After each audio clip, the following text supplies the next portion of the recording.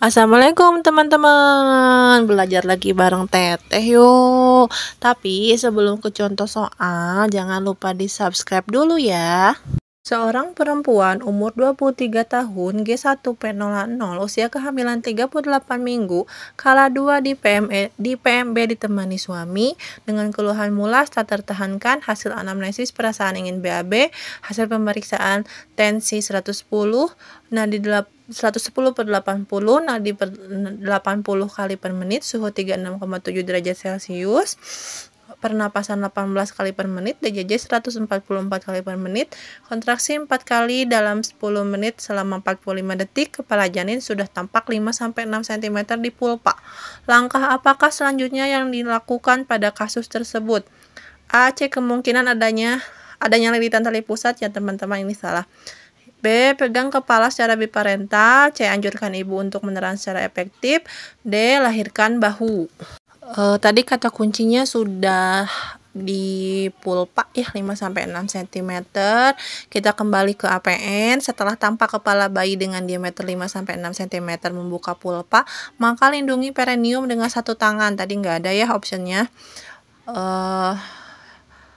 Satu tangan yang dilapisi dengan kain bersih dan kering, tangan yang lain menahan belakang kepala untuk mempertahankan posisi defleksi dan membantu lahirnya kepala. Itu juga nggak ada optionnya. Anjurkan ibu menelan secara efektif. Berarti jawabannya ini ya, anjurkan ibu menelan secara efektif atau bernapas cepat dan dangkal. Soal kedua, seorang perempuan umur 25 tahun G2P110 usia kehamilan 40 minggu kala 1 di PMB mengeluh mulas, hasil anamnesis sudah keluar di darah, hasil pemeriksaan tensi 110/80 nadi 84 kali per menit, suhu 36,5 derajat Celcius, pernapasan 18 kali per menit, kontraksi 3 kali dalam 10 menit selama 40 detik, DJJ 132 kali per menit, penurunan 2/5, pembukaan 6 cm.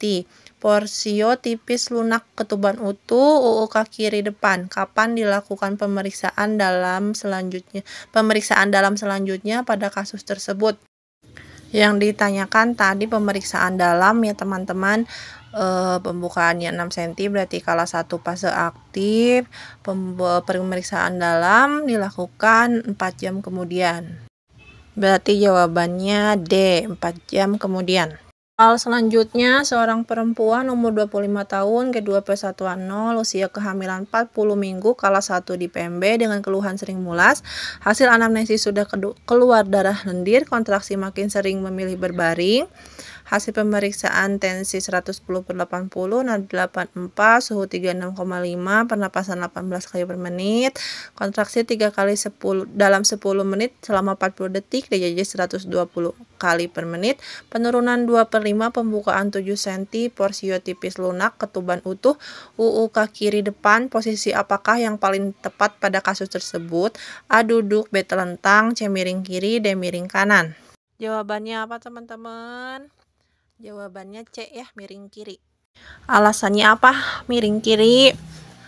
Dengan posisi UUK kiri dengan memfasilitasi putaran paksi dalam, tidur miring kiri membantu sirkulasi darah janin tidak terhambat. Posisi ini menurut beberapa referensi akan membuat kerja jantung lebih mudah karena berat badan bayi tidak menekan pena besar yang disebut pena cava inferior yang bertugas membawa darah kembali lagi dari kaki ke jantung.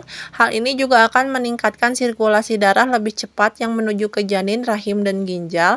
Hal ini karena hati kita berada di sebelah kanan perut sehingga berbaring ke kiri membantu melindungi rahim. Soal selanjutnya, seorang perempuan 40 tahun G6P50 usia kehamilan 39 minggu dalam kala 3 persalinan di PMB, riwayat kala 2 persalinan sangat cepat. Saat bayi diletakkan di abdomen, tampak darah keluar tiba-tiba dari pulpa.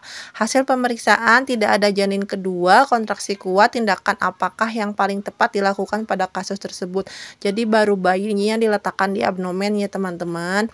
Di garis bawahinya tidak ada janin kedua dan kontraksi kuat.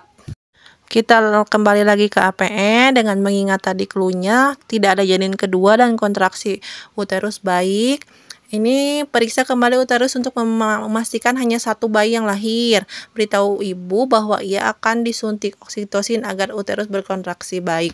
Berarti jawabannya suntik oksi 10 unit. Lanjut Ke soal berikutnya, seorang perempuan umur 28 tahun G2P110, usia kehamilan 39 minggu, datang ke puskesmas dengan keluhan mulas tak tertahankan, hasil anamnesis sudah keluar darah lendir, hasil pemeriksaan tensi 120/80, pernapasan 20 kali per menit, nadi 84 kali per menit, suhu 36,8, TFU 32 cm, DJJ 136 kali per menit, teratur penurunan kepala 3/5, kontraksi 3 kali dalam 10 menit selama 40 detik, porsio tipis lunak, pembukaan 6 cm, ketuban utuh, UUK kiri depan, rencana asuhan apakah yang paling tepat pada kasus tersebut? A. Mengukur nadi setelah 4 jam pemeriksaan. Ini salah ya, nadi itu 30-60 menit. Yang kedua, melakukan periksa dalam 2 jam kemudian. Ini juga salah, harusnya 4 jam. Pemeriksaan tensi menjelang persalinan.